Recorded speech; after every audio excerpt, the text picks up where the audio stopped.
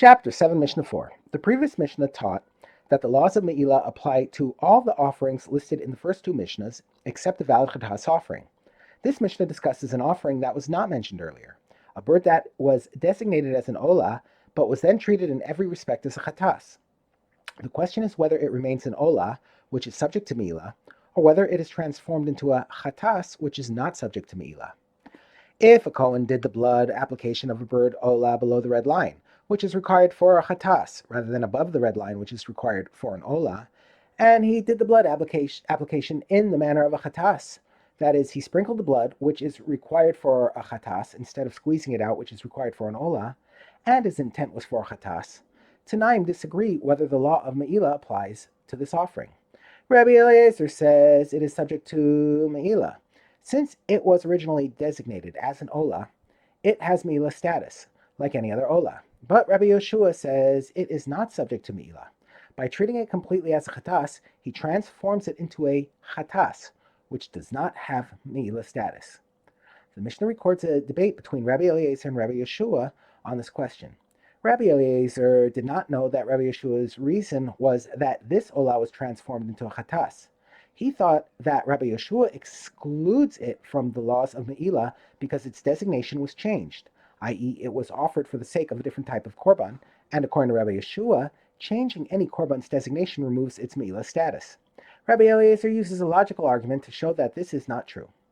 Rabbi Eliezer said to Rabbi Yeshua, if a Chatas, which is not subject to Me'ilah when offered for its own designation, i.e., the Kohen offered it with intent for a Chatas, is nevertheless subject to Me'ilah if its designation is changed, i.e., the Kohen offered it for the sake of an Olah, then an Olah, which is subject to Me'ilah when offered for its own designation, should certainly be subject to Me'ilah if its designation is changed.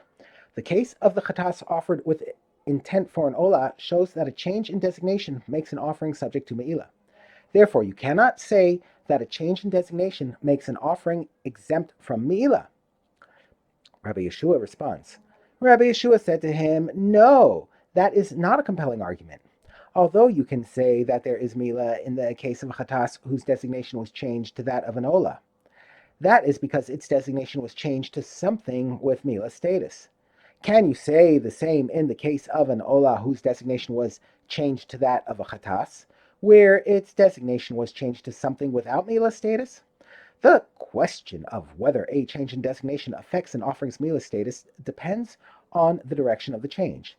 It is true that if a korban without Me'ilah status, a Chatas, is offered for the sake of a korban with Me'ilah status, an Olah, it becomes subject to Me'ilah.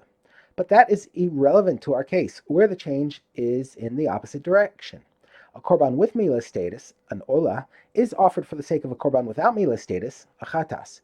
It is reasonable to say that the offering in this case does indeed become exempt from Me'ilah.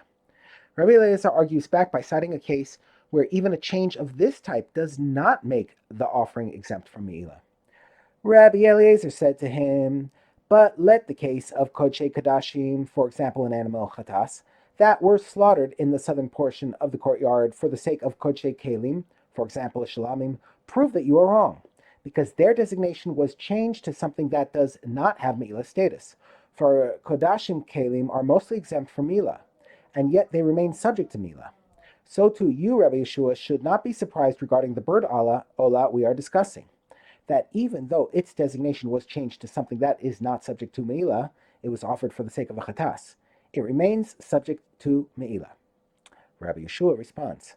Rabbi Yeshua said to him, no, that is not a proof. Although you can say that there is Me'ilah in the case of Kodshei Kodashim that were slaughtered in the south for the sake of Kodshei Kelim, that is because their designation was changed to something that has forbidden parts, which are subject to Me'ilah, and permitted parts, which are exempt from Me'ilah. The amurin of Kodashim Kelim are subject to Me'ilah because they are burnt on the Mizbeach, and the rest of the meat which is eaten is exempt from Me'ilah. Thus, these Kodshei Kodashim had their designation changed to something that is subject to Me'ilah, at least in part. It is reasonable, therefore, that they keep their Me'ilah status. Can you say the same in the case of a bird Olah, whose designation was changed to something that is entirely permitted, the bird olah we are discussing was offered with intent for a bird chatas, which is completely exempt from milah. Since the entire bird is eaten, no part is burnt on the mizbeach. Therefore, such a change can indeed make the olah exempt from milah.